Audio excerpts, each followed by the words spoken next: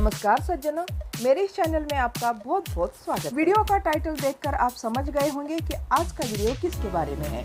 आज का वीडियो का विषय है परिवार में सहयोग। सज्जनों, ये कहा जाता है कि जिस परिवार में आपस में सहयोग की भावना रहती है वह आदर्श परिवार है, और जिस परिवार में सहयोग नहीं रहता वह परिवार नरक तुल्य बन जाता है। वैसे तो परिवार में सभी लोग अपना अपना कर्तव्य निभाते हैं, अपनी ड्यूटी करते हैं, सबको अपने अपने काम होते हैं। इसे सहयोग नहीं कहा जाता। सहयोग तो उसे कहा जाता है जब परिवार में हम एक दूसरे की मदद करते हैं।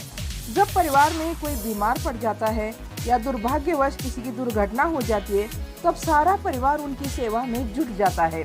उसे कहते हैं सहयोग। तब सहयोग का महत्व हमें पता चलता है। ऐसा नहीं है कि सहयोग घर में ही करना चाहिए, हर जगह में सहयोग करना चाहिए। जहां हम ड्यूटी करते हैं वहां सहयोग की भावना रहना चाहिए। हमारे अंदर सहयोग दूसरे के लिए हेल्प करने की भावना कूट कर भरी होनी चाहिए।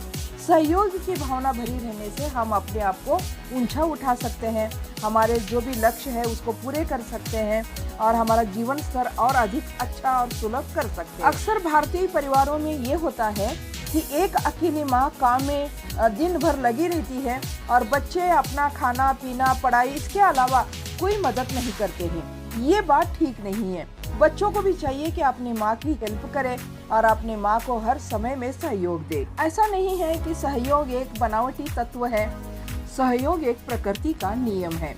प्रकृति भी हर एक के सहयोग से ही टिकी हुई है। जिस प्रकार हमारा पूरा शरीर के सारे अवयवों से ही ठीक से चलता है, उसी प्रकार ये प्रकृति भी सारे तत्वों को मिल करके सुचारू रूप से कार्य करती है। ये तो सही है कि किसी के ऊपर विपत्ति आ जाती है या कोई संकट में फंस जाता है तो उस समय हर एक व्यक्ति सहयोग के लिए तैयार रहता ही है। लेकिन जब साधारण स्थिति में भी कोई व्यक्ति होता है तो उसको सहयोग हमें करना चाहिए। छोटी छोटी बातों में भी हमें सहयोग करने का अभ्यास डालना चाहिए। मान लीजिए कि आपके घर में कोई अतिथि आए हुए हैं, तो माता जी चूल्हे चौके का काम देख रही हैं, तो छोटे छोटे बच्चे हैं घर में, तो अतिथियों को भोजन देना, पानी देना, खाना परोसना, ये काम करना चाहिए। और बड़े बुजुर्ग व्यक्ति हैं तो बाहर से कोई चीज़ें ला कर दे रहे हैं और घर का कोई और कार्य कर रहे हैं। इस तरह से करते हैं तो काम आसानी से हो जाता है। स्कूल जाने वाले बच्चों में सहयोग की भावना डाल देना चाहिए। उनको अभ्यास कराना चाहिए कि सहयोग क्या होता है।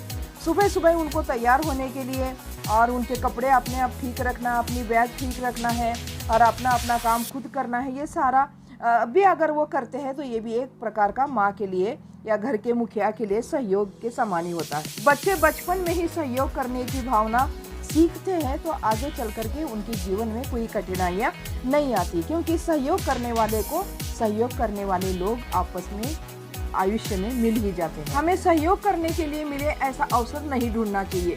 रोजमर्रा की जिंदगी में छोटे छोटे बातों में हमें दूसरे का सहयोग करते रहना चाहिए। हमारे अंदर सहयोग करने की भावना हो तो एक तो हमारा मन संतोष हो जाता है और दूसरा हम वातावरण को शुद्ध और एकदम सुंदर बना सकते हैं। घृणा की भावना को हम वहाँ से जड़ से निकाल, क्योंकि सहयोग ही सबके उन्नति का कारण है और असहयोग सबके उन्नति में बाधा डाल सकता है। तो सज्जनों, वीडियो कैसा लगा? अच्छा लगा तो लाइक शेयर कमेंट जरूर करिए।